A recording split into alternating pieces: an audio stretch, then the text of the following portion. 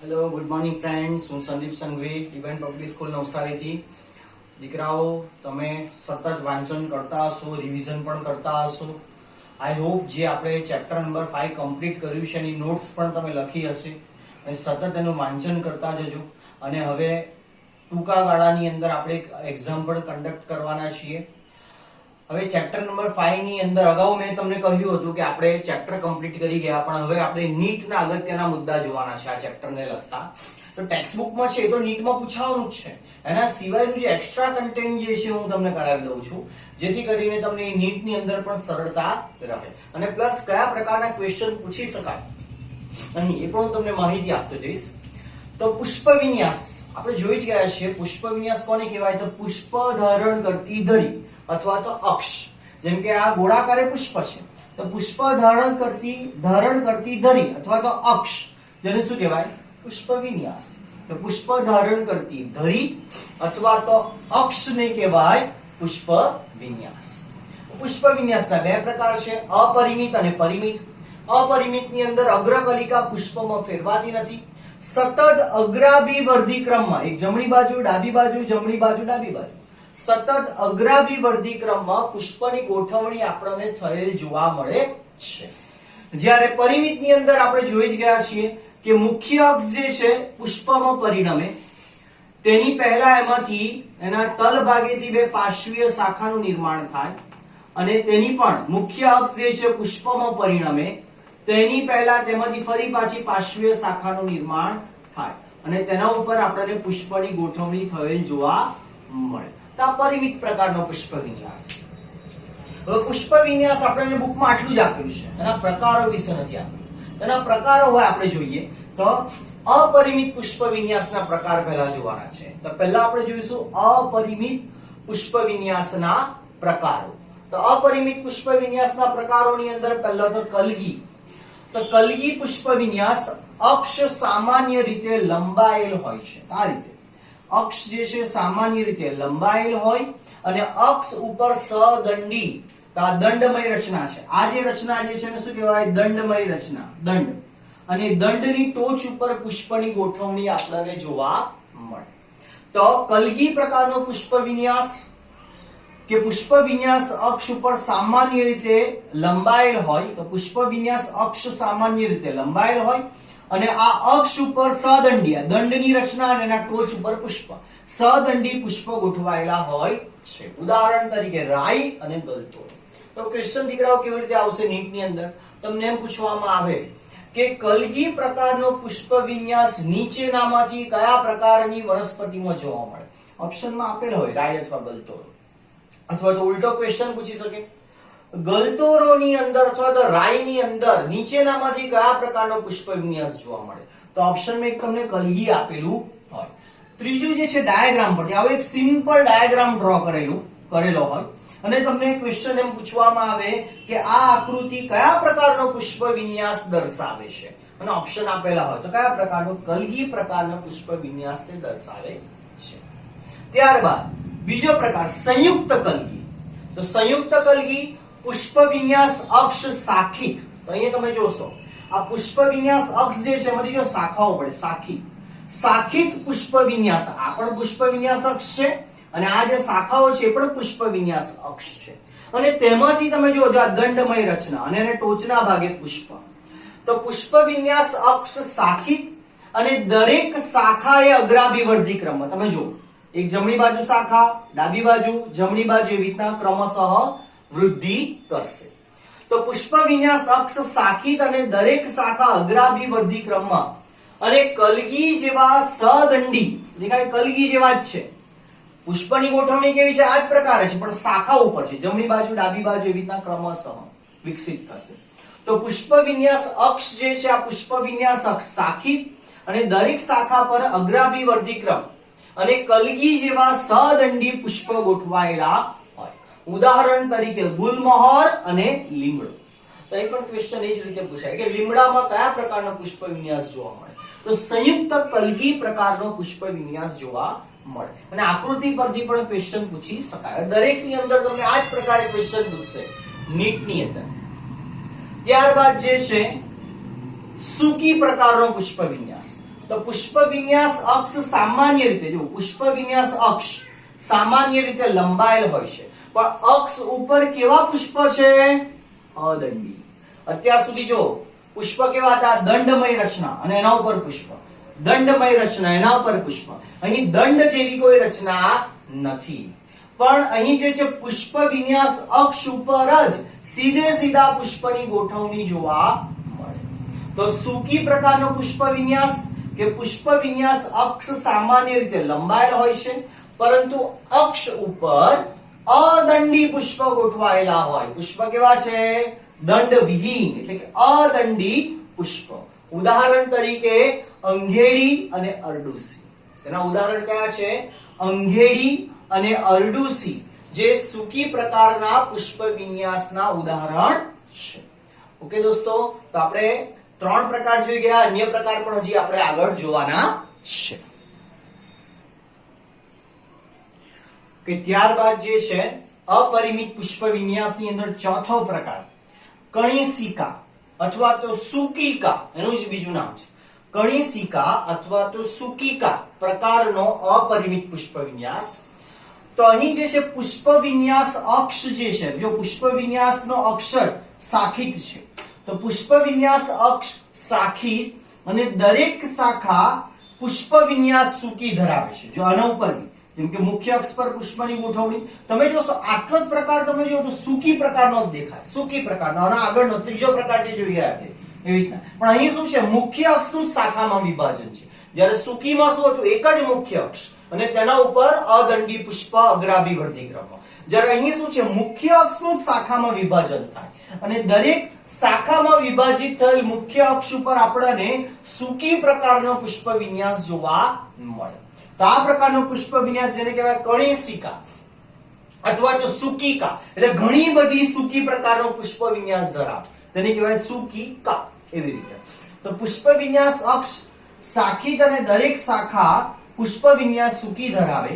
પુષ્પ ધરાવતી નાની શાખાને, તો પુષ્પ ધરાવતી આ જે નાની શાખા ને કણિસિકા અથવા તો સુકિકા કહે છે. ઉદાહરણ તરીકે ઘાસ, ગ્રેમિની કુળની વનસ્પતિ. ત્યારબાદ પાંચમો પ્રકાર નિલંબ સૂકી. નિલંબ, લંબ અક્ષે ન રહી શકે તેવા પ્રકારનો પુષ્પ વિન્યાસ છે. લંબ અક્ષે ન રહી શકે નિલંબ.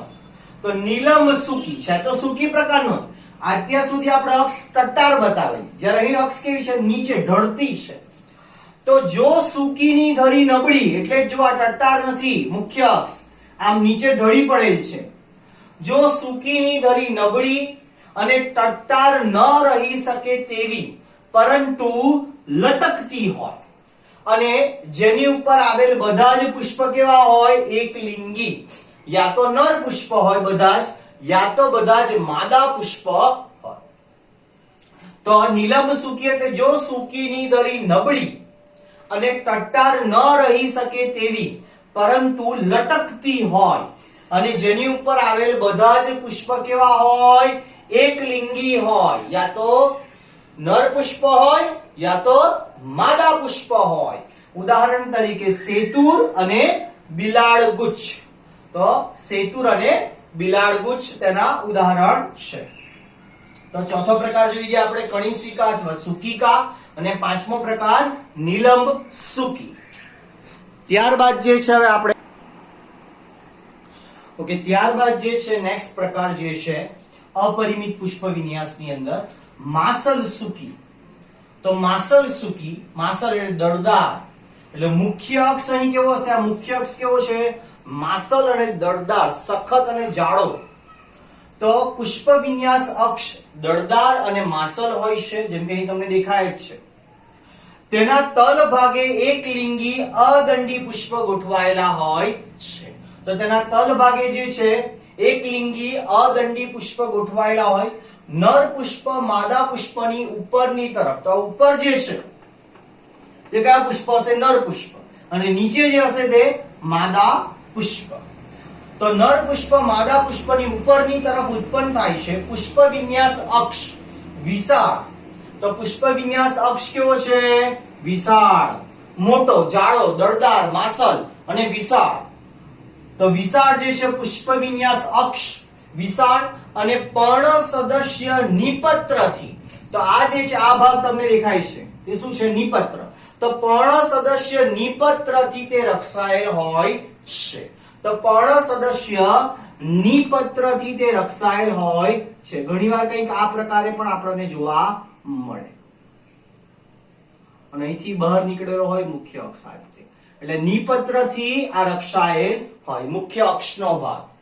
તો પુષ્પ વિન્યાસ અક્ષ વિશાળ પર્ણ સદસ્ય, આ જે ભાગ જે છે આ ભાગ આ અને આ એ શું છે? નિપત્ર. તો નિપત્રથી આ મુખ્ય અક્ષ જે છે એ રક્ષિત થયેલ છે. ઉદાહરણ તરીકે અળવી અને કેળના પુષ્પ. તો અળવી અને કેળના પુષ્પની અંદર આપણને માસલ સુકી પ્રકારનો પુષ્પ વિન્યાસ જોવા મળે. ત્યારબાદ જે છે સાતમો પ્રકાર અપરિમિત પુષ્પ વિન્યાસનો ચામર, એનું જ બીજું નામ છે તોરો. ચામર અથવા તો તોરો ગોળાકાર શીર્ષ હોય છે. ઉદાહરણ તરીકે બાવળ. તો આ પ્રકારનું જે પુષ્પ વિન્યાસ જે છે આ પ્રકારે બધા જ એક જ તલ ઉપર પુષ્પ ગોઠવાયેલા છે અને એનું શીર્ષ કેવું હોય? ગોળાકાર. ગલગોટો તમે જોયો હશે, ગલગોટાનું પુષ્પ. આપણે જે માળા બનાવીએ એની અંદર પીળા રંગનું જે પુષ્પ હોય તે ગલગોટાનું, એના જેવું જ ગોળાકાર, એટલે ગોળાકાર આખું ગોળાકાર મુંડક પ્રકારનું એનું શીર્ષ હોય છે. ઉદાહરણ તરીકે બાવળ. તો આ જે સાતમો પ્રકાર અપરિમિત પુષ્પ વિન્યાસનો તોરો અને એનું જ બીજું નામ છે ચામર, ઉદાહરણ તરીકે બાવળ. ત્યારબાદ જે છે હવે આપણે આગળ જોઈએ પ્રકારોમાં. ઓકે, ત્યારબાદ અપરિમિત પુષ્પ વિન્યાસની અંદર આઠમો પ્રકાર છત્રક પ્રકારનો પુષ્પ વિન્યાસ. છત્રક શબ્દ પરથી જ ખબર છત્રી જેવો હશે. તો પુષ્પ વિન્યાસ અક્ષ સંકુચિત બને. તો અહીંયા તમે જો પુષ્પ વિન્યાસ અક્ષ કેવો બની ગયો છે? સંકુચિત બને. સંકુચિત બને તેની ટોચ પર છત્રીના સળિયાની જેમ સદંડી પુષ્પ ગોઠવાયેલા હોય. તો તેની ટોચ ઉપર દેખાય કે છત્રીના સળિયાની જેમ, છત્રીના સળિયાની જેમ તેના ટોચ ઉપર સદંડી, તો આ દંડની રચના અને તેના ઉપર ગોઠવાયેલા છે પુષ્પ. તો આ રચના કેવી દેખાય? છત્રી હોય તેવી રચના તે દેખાય છે. તો તેની ટોચ પર છત્રીના સળિયાની જેમ સદંડી પુષ્પ ગોઠવાયેલા હોય છે. પુષ્પ સામાન્ય રીતે નિપત્ર યુક્ત હોય છે, એટલે નિપત્રની રચના આવેલી હોય છે. તો પુષ્પ સામાન્ય રીતે નિપત્ર યુક્ત હોય છે. ત્યારબાદ નિચક્ર. તો નિપત્રો પુષ્પના તલ ભાગે ચક્ર કે સમૂહ સ્વરૂપે ગોઠવાયેલા હોય છે અને નિપત્રના સમૂહને કહેવાય નિચક્ર. એટલે પુષ્પના તલ ભાગે જે છે જે નિપત્ર લીલા રંગનું તે ચક્ર સ્વરૂપે ગોઠવાય, ચક્રીય સ્વરૂપે. એટલે એક આ બાજુ એક આ બાજુ આ બાજુ પેલી બાજુ એવી રીતના. એટલે ઉપરથી જોઈએ તો કેવું લાગે? ઘણા બધા નિપત્ર ચારે બાજુ ગોઠવાયેલા, એટલે ચક્ર જેવી રચનાનું નિર્માણ કરે, જેને કહેવાય નિચક્ર. તો નિપત્ર પુષ્પના તલ ભાગે ચક્ર કે સમૂહ સ્વરૂપે ગોઠવાયેલા હોય છે અને નિપત્રના સમૂહને કહેવાય છે નિચક્ર. ત્યાં ઉદાહરણ તરીકે ડુંગળી. તો ઉદાહરણ તરીકે જે છે ડુંગળી, વરિયાળી, કોથમીર અને જીરું જે એના ઉદાહરણ છે. તો ઉદાહરણ તરીકે જો આપણે જોઈએ તો ઉદાહરણ તરીકે ડુંગળી, વરિયાળી, કોથમીર અને જીરું. કોથમીર અને જીરું. ત્યારબાદ છેલ્લો પ્રકાર સ્તબક અથવા તો મુંડક પ્રકારનો પુષ્પ વિન્યાસ. સ્તબક અથવા તો મુંડક પ્રકારનો પુષ્પ વિન્યાસ. પુષ્પ વિન્યાસ અક્ષ ચપટો અને બિંબ જેવો. તો પુષ્પ વિન્યાસ અક્ષ જે છે કેવો છે? ચપટો છે અને બિંબ જેવો છે અને તેને પુષ્પાધર કહે છે. તો આ પુષ્પ વિન્યાસ અક્ષ કેવો છે? ચપટો. ઉપરથી એમ જઈએ એટલે એમ ફ્લેટ છે, આમ ફ્લેટ, એમ પહોળો, ઉપરથી પહોળો છે પણ નીચે કેવો છે? ફ્લેટ અને પહોળો. તો પુષ્પ વિન્યાસ અક્ષ જે છે ચપટો અને બિંબ જેવો હોય તેને પુષ્પધર, આને શું કહેવાય? પુષ્પધર કહે છે. નાના અદંડી પુષ્પો કેન્દ્રાભિસારી પ્રકારે ગોઠવાયેલા હોય. તો નાના અદંડી પુષ્પ જે છે કેન્દ્રાભિસારી પ્રકારે. કેન્દ્રાભિસારી પ્રકાર એટલે કેવી રીતે ગોઠવણી હોય? જેમ કે સૂર્યમુખીની અંદર આ રીતે. કેન્દ્રાભિસારી પ્રકાર એટલે કઈ કારણ? કેન્દ્રાભિસારી પ્રકારે ગોઠવાયેલા હોય. હવે કિરણ પુષ્પ. તો સૂર્યમુખીનું પુષ્પ બધાએ જોયું હશે, એમાં પીળા રંગની જે પાંખડીઓ હોય પરિઘ તરફ એને એટલે કિનારી તરફના પુષ્પ. આ કિનારી તરફના પુષ્પ, એને શું કહેવાય? કિરણ પુષ્પક. અને બિંબ પુષ્પક એટલે આ જે કેન્દ્રમાં ગોઠવાયેલા હોય, જે પેલા ડાર્ક બ્રાઉન રંગના હોય, કથ્થઈ રંગના કેન્દ્રમાં સૂર્યમુખીના પુષ્પની અંદર, તો કેન્દ્રમાં ગોઠવાયેલા પુષ્પો જે છે એને કહેવાય બિંબ પુષ્પક. તો કિરણ પુષ્પક એટલે કિનારી તરફ અને બિંબ પુષ્પક એટલે કેન્દ્રમાં ગોઠવાયેલા હોય તે. તો ઉદાહરણ તરીકે સૂર્યમુખી અને હજારી ગોટા. તો સૂર્યમુખી જોયું હશે, હજારી ગોટા પણ ગલગોટા જેવું હોય પણ આખું રાઉન્ડ હોય, પીળા રંગનું કેસરી રંગનું આખું ગોળાકાર હોય. જ્યારે ગલગોટાની અંદર ઉપરનો ભાગ હોય છે પેલો ગ્રીન ભાગ દેખાય, જ્યારે હજારી ગોટાની અંદર આખો ભાગ તે કવર કરી લેતા હોય છે. ઓકે, તો સ્તબક અથવા તો મુંડક પુષ્પ વિન્યાસક ચપટો અને બિંબ જેવો હોય તેને પુષ્પધાર કહે. નાના અદંડી પુષ્પ કેન્દ્રાભિસારી પ્રકારે ગોઠવાયેલા હોય. કિરણ પુષ્પક જે કિનારી તરફ હોય અને બિંબ પુષ્પક જે કેન્દ્રમાં ગોઠવાયેલા હોય છે. ઓકે ફ્રેન્ડ્સ, તો આપણે જે જોઈ ગયા અપરિમિત પુષ્પ વિન્યાસની અંદર, જે તમને બુકમાં નથી આપેલા પણ એનસીઈઆરટી માં બુકમાં ભલે નથી પણ નીટની અંદર તા પૂછી શકાય. એટલે આપણે આ તમારે એક્સ્ટ્રા કરવાનું રહેશે નીટની એક્ઝામ માટે.